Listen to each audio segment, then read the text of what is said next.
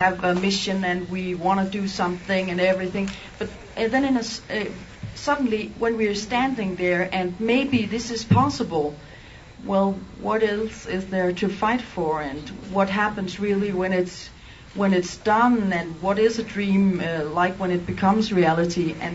And this was actually maybe I see it also like there's this woman coming into him and saying, well, hi, do you want to marry me?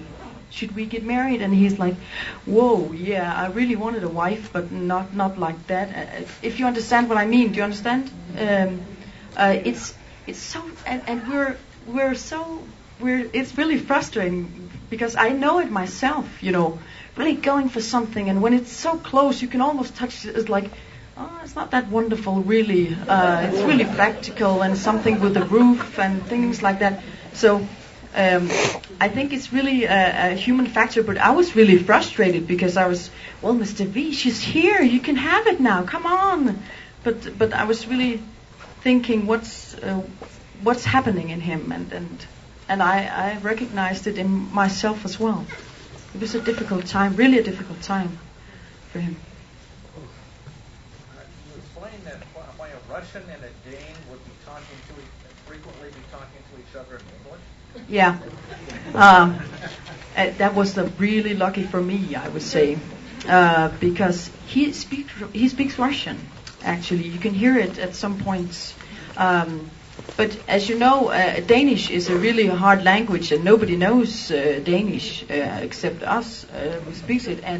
And so it was much easier for them just to speak English with each other. And that was just so fortunate for me, because I wouldn't have understood anything if they just spoke Russian. So. Talk for film.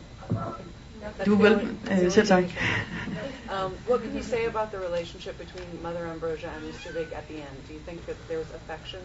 Yeah, I definitely think there was. She said to me at one point, I also did interviews with her because I was also really nervous of what was going on. And I can also tell you that we didn't include it in the film because that was really not the direction for the film. That was something else. It was another style or something like that. But I talked to her and she said to me, okay, well, I fight with him because he's like family. If he wasn't like family, I would never scold him. I would never yell at him or things like that. So it became really like a grandfather-granddaughter relationship. She said that she lost her grandparents, and he was like a kind of figure like that. And she kept on coming back. That was also one of the things, right? She was. And he missed her when she was away in his own strange way. So they had a lot of conflicts, and it was very difficult. But in the end, I think that they really got it together. Did you ever find out if he approved of the nose? Yeah. No, I never actually asked about her nose or my nose, and this is really. And I was just like, yeah, I think it's good. But. Yeah, that would be really, but I was very much afraid. What would have happened if he would say, oh, well, I'm sorry, I cannot see you anymore because your nose is ugly. So it's just like, no, I don't want to touch that. Yeah, it's really, yeah. Was there any particular reason he chose the Russian Orthodox Church, or was it just kind of right place, right time? Well, he tried a lot of things, and this, did you hear the question? Why he chose Russian Orthodox? He tried a lot of things, and he also, I know he had some Buddhists there and things like that, but nobody really are as strong and profound as these nuns really are. They are really, it's really hardship. They're fantastic workers. They are doing really strong things, and he's very, very fascinated by their mass, the way they do services. He's really fascinated by that, and he's fascinated by the whole monastic system.